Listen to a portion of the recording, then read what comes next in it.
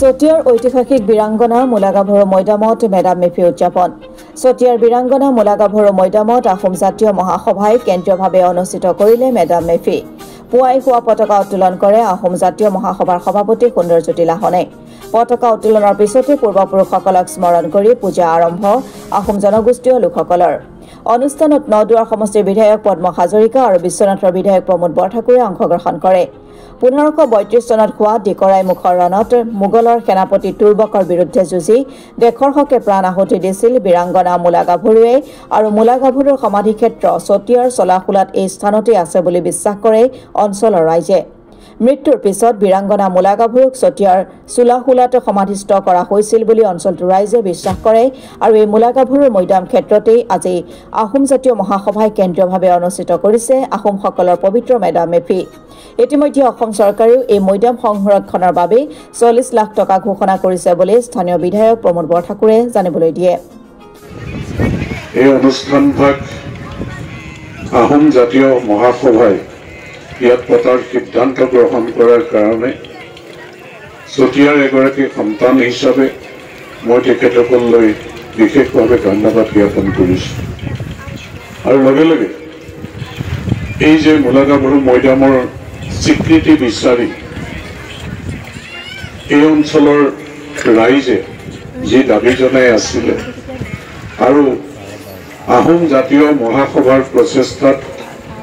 চৰকাৰীভাৱে ইয়াত 40 মেডাম মেফিৰ পবিত্ৰ দিনটো মই সকলোকে শুভেচ্ছা জ্ঞাপন কৰিছোঁ মেডাম মেফিৰ পবিত্ৰ দিনটোত সকলোকে মই অসমবাসীক শুভেচ্ছা জ্ঞাপন কৰিছোঁ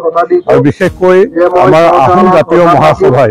ইয়াত এনেধৰণে পতাৰ ব্যৱস্থা কৰাৰ কাৰণে তেওঁলোকলৈ মই ধন্যবাদ জ্ঞাপন কৰিছোঁ আৰু স্থানীয় কমিটিয়ে সকলোকে জড়িত কৰি যি ইয়াত উদযাপন কৰাৰ ব্যৱস্থা কৰিছে মোক দায়িত্ব অৰ্পণ কৰিছে মই অতি সুখী ইয়াত অংশগ্ৰহণ কৰি আৰু সুন্দৰভাৱে গোটেইখিনি আৰু বিশেষকৈ মূলাগাভৰু মৈদাম এই স্থানখন বাছি উলিয়াৰ কাৰণে যিখনৰ স্বীকৃতি আচলতে আমাক কিছু পৰিমাণে চৰকাৰে দিছে 40 লাখ টকা ইয়াৰ সংৰক্ষণৰ কাৰণে আমাক আগবঢ়াইছে গতিকে আমি আমাৰ সূৰ্য বীৰ্য যিটো 600 বছৰৰ ৰাজত্বৰ কথা চালুম চুকাফাৰ কথা এই কথাবিলাক জানো গতিকে তেওঁলোকৰ সাহসৰে প্ৰেৰণাৰে আমি জাতিটোক শক্তিশালী কৰিব লাগিব আৰু মেডাম মেফি মানে হৈছে যে আমাৰ পূৰ্বপুৰুষসকল য'ত স্বৰ্গত স্থান পায় দেৱতা তেওঁলোক স্বৰ্গত আছে গতিকে তেওঁলোকক প্ৰাৰ্থনা জনাবৰ কাৰণে এই উৎসৱটো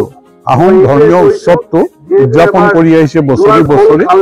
আৰু সাৰ্বজনীন ভিত্তিটো কৰিছে গতিকে ইয়াত এই পবিত্ৰ দিনটোত আমি তেখেতসকলক প্ৰাৰ্থনা কৰিছোঁ যে এইখন অসমৰ সুৰক্ষিত কৰিবৰ কাৰণে আমাক শক্তি দিয়ক আমাক সাহস দিয়ক প্ৰেৰণা দিয়ক আমি যাতে জাতিটোক সুৰক্ষিত কৰিব পাৰোঁ শক্তিশালী জাতি হিচাপে বিশ্বৰ দৰবাৰত প্ৰতিষ্ঠিত কৰিব পাৰোঁ তাৰ কাৰণে পবিত্ৰ দিনটোত তেখেতসকললৈ আমি প্ৰাৰ্থনা জনাইছোঁ মেডাম মেফিৰ জৰিয়তে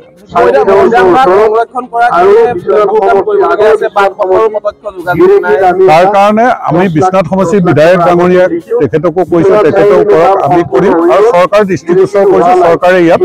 ইতিবাচক সঁহাৰি আগবঢ়াইছে আমি নিশ্চয় সংৰক্ষণ কৰিব পাৰিম পৰ্যটকৰ আকৰ্ষণৰ স্থলী হিচাপে আমি গঢ় দিব পাৰিম আমি সংকল্প ল'বলৈ কৈছোঁ আমাৰ যিটো ঐতিহ্য আছে গৌৰৱোজ্জ্বল ইতিহাস আছে আমিতো কেতিয়াও কৰ্ম বিমুখ নাছিলোঁ আমি দুৰ্বল নাছিলোঁ আৰু শক্তিশালী আমি কৰ্মমুখী আছিলোঁ গতিকে আমি সাহসী পদক্ষেপ আগবঢ়াব লাগে কৰ্ম সংস্কৃতিৰ জৰিয়তে আমি পথাৰ বজাৰ দখল কৰিব লাগে অৰ্থনৈতিক ভেটি শক্তিশালী কৰিব লাগে এই পবিত্ৰ দিনটোত সকলোকে মই আহ্বান জনাইছোঁ অসমৰ সমূহ ৰাজ্যক আন্তৰিক শ্ৰদ্ধা আৰু শুভেচ্ছা জনাইছোঁ এই ক্ষেত্ৰ পবিত্ৰ মূলাগাভৰু ক্ষেত্ৰ অৰ্থাৎ আমি জানো যে মোগলৰ লগত যুদ্ধ হৈছিল 1532 চন মানত মোগলৰ লগত আহোমৰ যি যুদ্ধ হৈছিলে সেই যুদ্ধৰ নেতৃত্ব দিছিলে মূলাগাভৰু আইগৰে আৰু ইয়াৰ পৰা মাত্ৰ 1.5 কিলোমিটাৰ এই স্থানৰ পৰা 1.5 কিলোমিটাৰ পশ্চিম ফালে ডিকৰাইগুৰি যুদ্ধ মূলাগাভৰু আইগৰাকীৰ মৃত্যু হৈছিল আৰু সেই সময়তেই মূলাগাভৰু আইগৰাকীক এই পবিত্ৰ স্থান টুকুৰাতে শেষ সমাধি দিয়া হৈছিল এই কথাখিনি ইতিমধ্যে স্থানীয় ৰাইজ আহোম জাতীয় মহাসভাই এই গোটেই তথ্যসমূহ বিশ্লেষণ কৰি অসম চৰকাৰৰ ওপৰত উপস্থাপন কৰিলে আৰু অসম চৰকাৰ ইতিমধ্যে মই জনাত পচিয়ন হৈছে যে এইটুকু স্থানেই হৈছে মূলা গাভৰু সমাধি ক্ষেত্ৰ আৰু অসম চৰকাৰে এই ক্ষেত্ৰভাগীৰ উন্নয়নৰ বাবে আমি গম পোৱা মতে 40 লাখ টকা বাউণ্ডাৰী ৱাল দিয়াৰ বাবে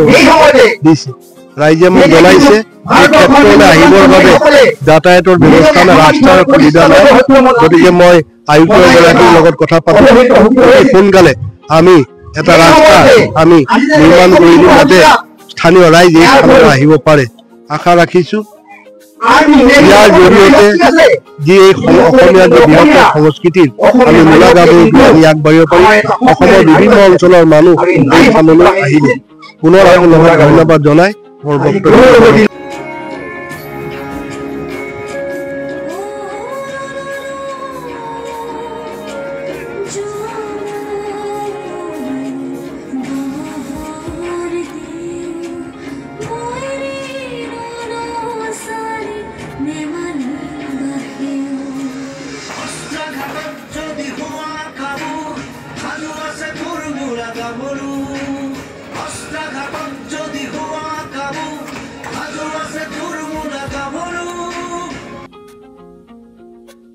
তেজপুৰৰ পৰা চন্দন শৰ্মা ৰিপৰ্ট অসম টুডে।